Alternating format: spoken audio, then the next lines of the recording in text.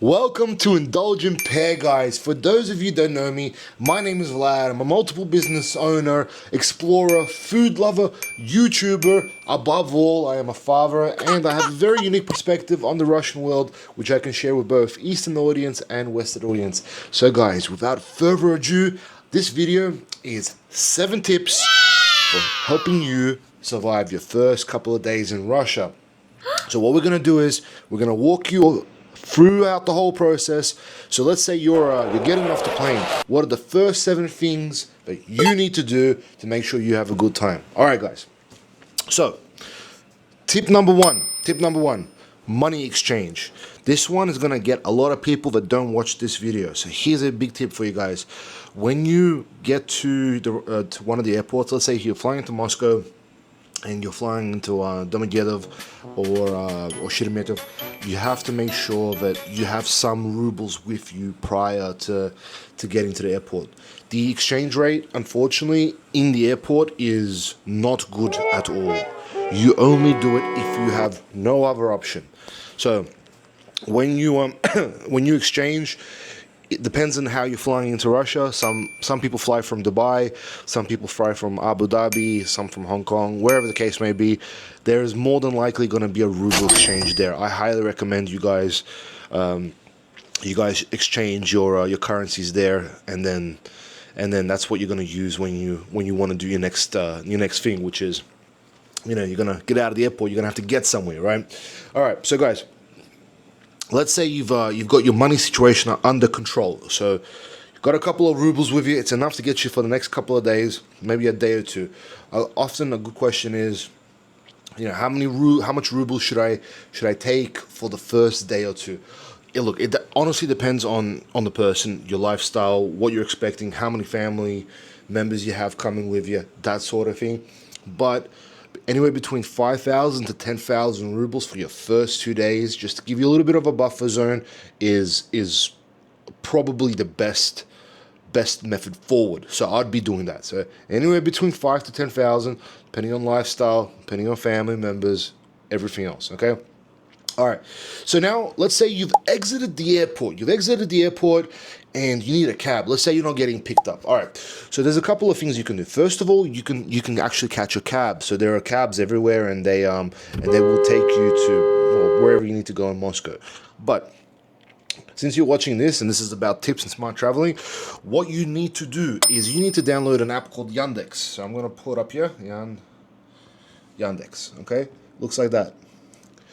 Yandex is your one-stop shop of everything in the Russian Federation. It's your Uber, it's your Uber Eats, it's your DoorDash, it's your Google Maps, it's everything. So Google does work sort of in Russia. Depends on, I actually found it to be really useless, but you want to use Yandex. It's English friendly. The translation system is great in there. You can use it literally just nice and easy to use, no dramas whatsoever. So with Yandex, you want to download it because that will tell you how to get places. So you can put wherever you're staying, you can put into Yandex how you want to get there. It'll tell you how to get there by bus, tram, ferry, you name it. It's probably the most important app on your phone that you can have in Russia if you want to get around and not have to ask directions every couple of seconds. So Yandex app is really, really important. All right, so you got your Yandex app. Now, you're obviously going to have to pay for it. Here's the good thing about Yandex.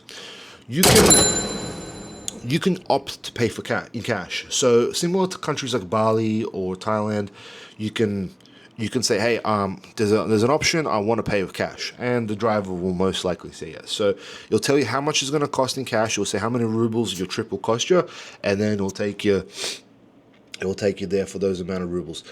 There is no situation in which you will be paying more than the amount said. So I will tell you this. I have never, ever been scammed or even attempted to be scammed in Russia when it comes to Yandex, ever. And it happened to me in Abu Dhabi. So, there's a lot of things about how Obviously, such countries are, are quite safe, and they are, but, there's still some people that want to take advantage of travelers. I didn't find that to be the case in Russia. Keep in mind, I am a native Russian speaker, and, obviously it might be different for a few people that are completely new to the city and new to the language. I don't see it happening, but you know what? It's always better to have your wits about you. Anyway, so that's going to tell you how much it's going to cost you guys to get from point A to point B. So you're leaving the airport, and you know how much money it's going to cost you to get to whatever spot. No one's going to overcharge you. Okay, so that's your next big step. All right, you got to your hotel. You're all chilled out. Everything's good. The next day comes along. Now you need to start getting yourself situated, right? There's a couple of things you're going to want to do. First, you're going to want to find a good money exchange. And the second thing is you're going to want to find a SIM card. You're going to need a Russian SIM card. So that's going to be point number 4, guys. So just to recap, point 1 was the money exchange. Point 2 was Yandex. Number 3 was the cab situation, Uber driver, all that sort of stuff. Now, number 4 is MTS, the SIM card. So MTS is one of the phone companies in Russia that you can get a Russian SIM for. It's very important you get one, because this is how you're going to be communicating using the internet. They're very, very, very cheap to use compared to Australian standards. I highly recommend you go to an MTC. It's called MTC. I call it S. But anyway, MTC is what it would look like in English, right? It's like a nice little red SIM. Actually, I got one right here. See? Anyway, that's what it's going to look like.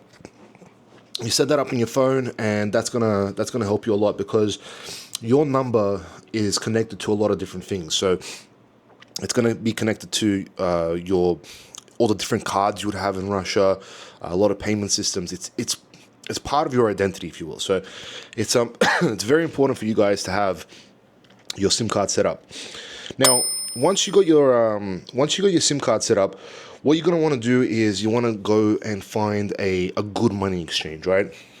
So what you want to do is there's a whole bunch of them in Moscow. The ones I personally went to in Paveletska, which is it's quite a big famous suburb in Moscow. There's a lot of banks there, right?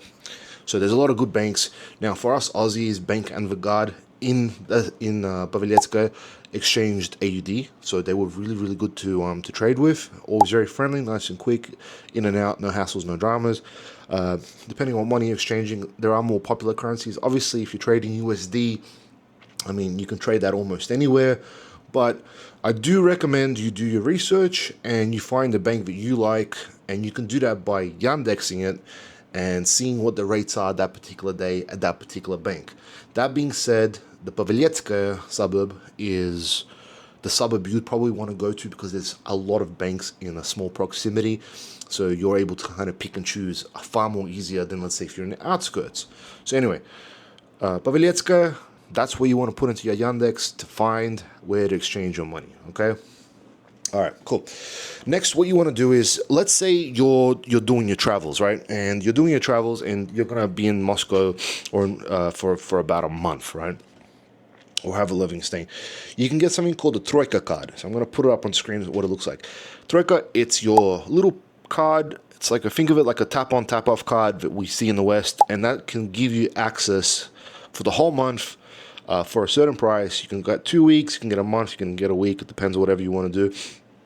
And it gives you access to all public transport in the Moscow region. So it only works in the Moscow region. Keep that in mind. So you can't take that, let's say, to St. Petersburg. It's not going to work there, okay? They got their own system.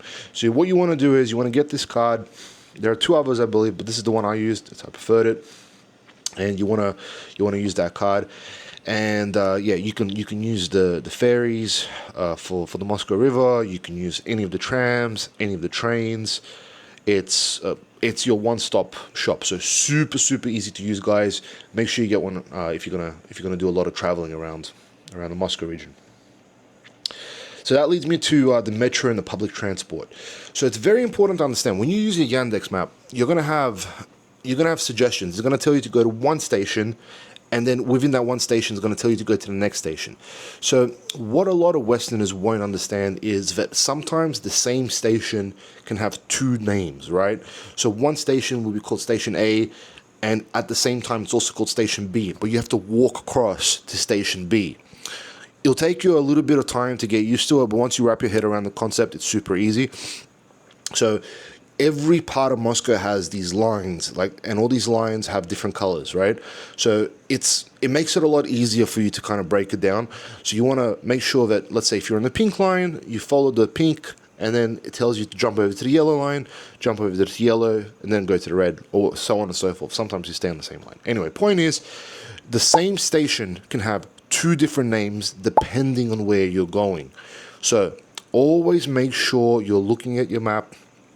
If it looks like it's in the same spot where you are and the station has a different name, got to walk across. Okay. Now, that's point number 6. Point number 7, the last point. This is one of my favorite points I wanted to add here as a bonus. So this here is my favorite card. It's my Ashan card, my Karta of the magazine. So you'll hear that they'll be like, you'll be in the till, you'll be trying to purchase your stuff, and the lady, the cashier, she would say something like, "Yes, Karta magazina," and basically it's just saying, hey, do you have a membership of the store? Now, in most Western countries, the membership to the store is pretty shit. Like, you don't really get much more of a discount or whatever the case may be. In Russia, that's not the case. You get some really, really good discounts. You get rates that are very different. So I found alcohol, especially, like certain wines got like massive discounts. Other things got massive discounts. And there's also a cashback. I mean, at the end of one of my shops, I remember I kept on getting cashback. Near the end of the trip, we're like, oh, we almost had, quite a significant amount of money on the cashback, so we just used that to pay for one of our full groceries. It's good to have. It's it's always saving a little bit more, and if you're staying in the area long enough, it's a really, really good bonus. So guys, just to recap, 7 points are the money exchange when you get to the airport. Don't exchange there. Second one, get yourself a Yandex app. Third one, MTC SIM. Make sure you get that onto that pretty quickly. While you're also there, you're getting MTC. You're getting yourself a proper exchange at probably one of the big banks in central Moscow. Then what you want to do is, when you do your public transport, Troika card, get yourself one of those. Really, really important. And then how to use your metro and public transport system. Be vigilant. Get used to the fact that you got to go and walk across the different platforms to different places. Make sure you're on top of that. And finally, but not least, is get yourself a Karta of the Magazina, depending on your favorite supermarket. I highly recommend the Shan. It's got a lot of different stuff in there. Probably one of the biggest ones. Really cool. You can spend like the whole day in there. So check it out, guys. If you guys enjoyed this content, if you guys like this little sneak peek, if you will, into how to make your life easier in Moscow from a local, well, this is how you do it. Please leave us a like, a comment. Any of the local Moscow people want to give us any more hints, please let us know down below what they are. Would love to hear a few more. Maybe we'll make another episode of it. All right, guys, I hope you enjoyed the video. I will see you pairs on the next one.